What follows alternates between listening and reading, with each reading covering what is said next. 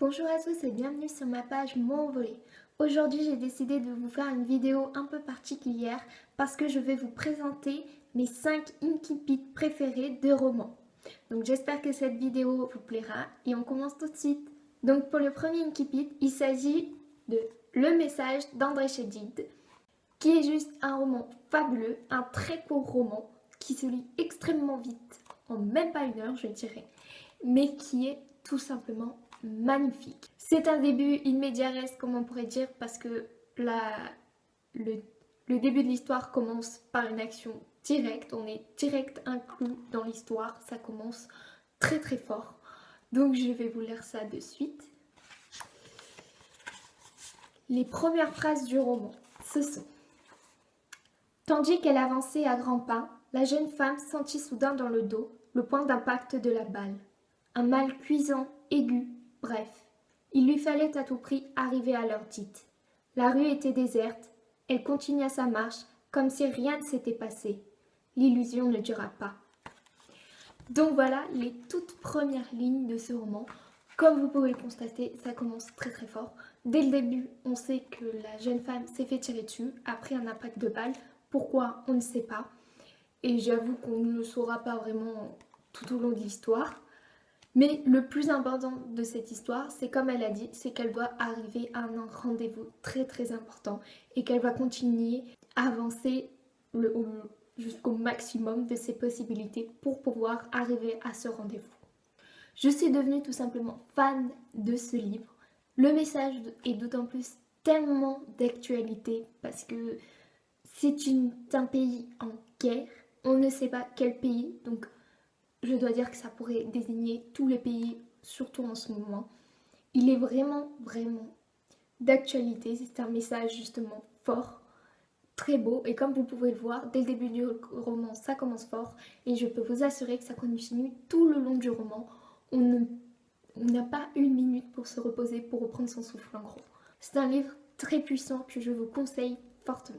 Pour le second incipit, il s'agit donc de La Ligne Verte de Stephen King. Bien évidemment, je ne pouvais pas faire les meilleurs incipits sans parler de Stephen King qui, à chaque début de roman, me fait rentrer dans l'histoire directement. Donc La Ligne Verte, tout simplement l'un de mes préférés de Stephen King. Et dès le début, on sait où on va aller. Donc je vais vous lire le début de ce chef-d'œuvre.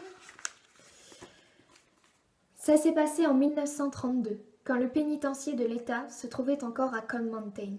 Naturellement, la chaise électrique était là. Ils en blaguaient de la chaise, les détenus, mais comme on en blague des choses qui font peur et auxquelles on ne peut échapper.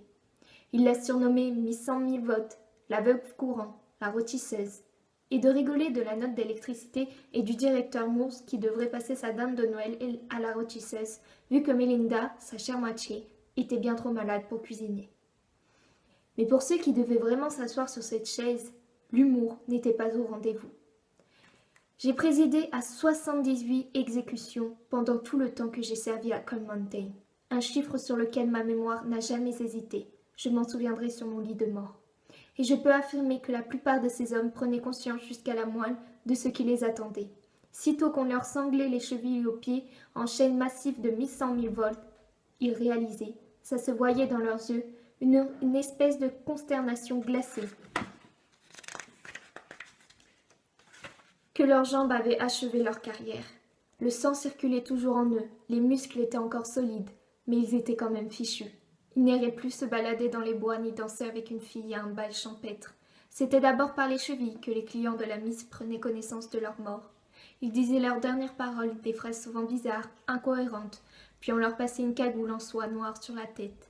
Cette cagoule, c'était soi-disant pour leur confort, mais j'ai toujours pensé que c'était pour le nôtre, pour nous épargner leur dernier regard.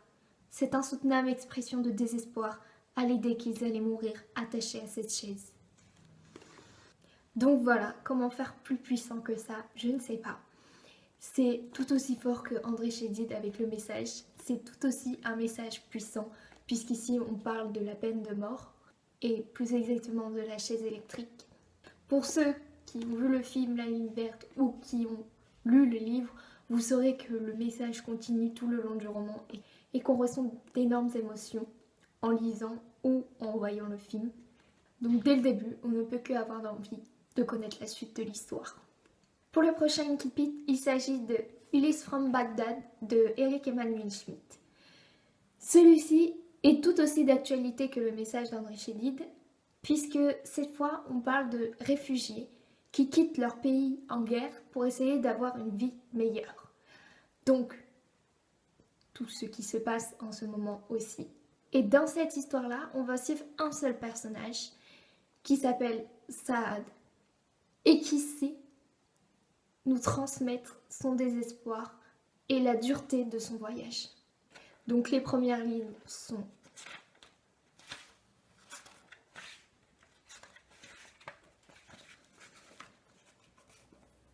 je m'appelle Saad Saad, ce qui signifie en arabe espoir, espoir, et en anglais triste, triste. Au fil des semaines, parfois d'une heure à la suivante, voire dans l'explosion d'une seconde, ma vérité glisse de l'arabe à l'anglais. Selon que je me sens optimiste ou misérable, je deviens Saad l'espoir ou Saad le triste. Voilà, encore une fois, un incipit très puissant. Quand j'ai lu les toutes premières lignes de ce roman, j'ai adoré, vraiment. C'est poétique, c'est beau, c'est vrai. Et la suite de l'œuvre est exactement pareille. On retrouvera tout au long de l'histoire Saad le triste ou Saad l'espoir. Pour le prochain Incipit, ce livre a beaucoup fait parler de lui puisqu'il vient de sortir très récemment. Il s'agit de Le sel de nos larmes de Ruta Sepetys. Donc, ce roman est tout simplement bouleversant.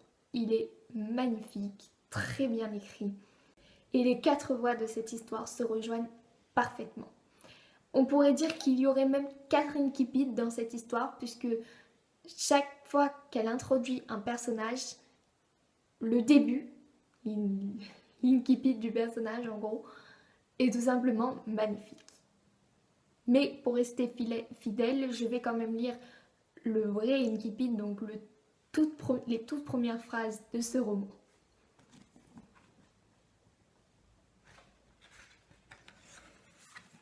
Nous sommes donc pour commencer avec Johanna. La culpabilité n'a de cesse de vous poursuivre. Ma conscience, railleuse, me cherchait querelle comme un enfant de mauvaise humeur. C'est entièrement ta faute, chuchota la voix.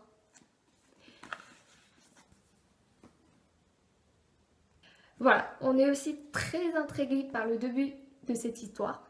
Et tout le reste est tout autant intriguant. Les 4 personnages de cette histoire seront chacun à leur manière donner du suspense. Après, bien évidemment, on peut avoir son personnage chouchou, son préféré, celui qu'on déteste. Mais voilà, le début est très fort. Rien que la première phase, la culpabilité n'a de cesse de vous poursuivre. C'est très puissant aussi. Et si vous n'avez pas encore découvert Le sel de nos larmes, encore une fois, je vous le dis, achetez-le très très vite. Enfin, pour terminer avec mes incipits préférés, je ne pouvais pas vous présenter un Nicolas Sparks. Et le meilleur de tous, Les pages de notre amour, plus connu sous le nom de N'oublie jamais, puisque le film se nomme comme ça. Et l'histoire commence avec: qui suis-je? Comment cette histoire va-t-elle finir? Le soleil s'est levé. Je suis assis près d'une fenêtre embuée par le souffle d'une vie passée. J'offre un drôle de spectacle ce matin. 2 chemises, un pantalon épais, une écharpe qui fait 2 fois le tour de mon cou, s'enfouir dans un gros chandail tricoté par ma fille. Voilà 30 ans pour mon anniversaire. Le thermostat dans ma chambre est au maximum et un petit radiateur est posé juste derrière moi. Il cliquette, grince et crache des bouffées d'air chaud, comme un dragon de conte de fées. Malgré cela, mon corps frissonne d'un froid qui ne se dissipera jamais. Un froid qui a mis 80 ans à s'installer.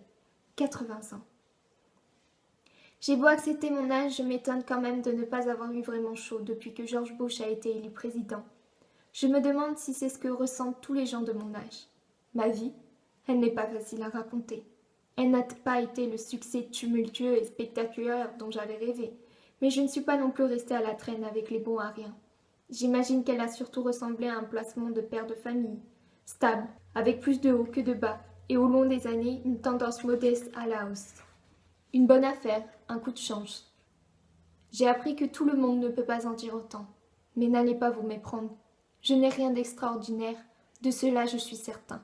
Je suis un homme ordinaire aux idées ordinaires et j'ai mené une existence ordinaire. Aucun monument ne sera élevé à ma mémoire et mon nom sera vite oublié.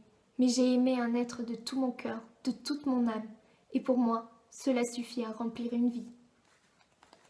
Donc voilà, dès le début, il nous fait rêver. Mais ça, c'est l'habituel Nicolas Sparks et ses grands mots, ses phrases toutes poétiques et à la fois très fortes. Le ton est donné et on sait que cela va partir sur une grande histoire d'amour, une belle histoire d'amour. Et peut-être même sans doute l'une des meilleures histoires d'amour jamais écrites. Encore une fois, si vous ne connaissez pas les pages de notre amour, il faut absolument avoir lu, ou tout du moins avoir regardé le film, qui est sûrement après le Titanic l'une des histoires d'amour les plus célèbres. Alors voilà, c'était mes 5 incipits de romans préférés. J'espère que cette vidéo vous aura plu et on se voit bientôt alors.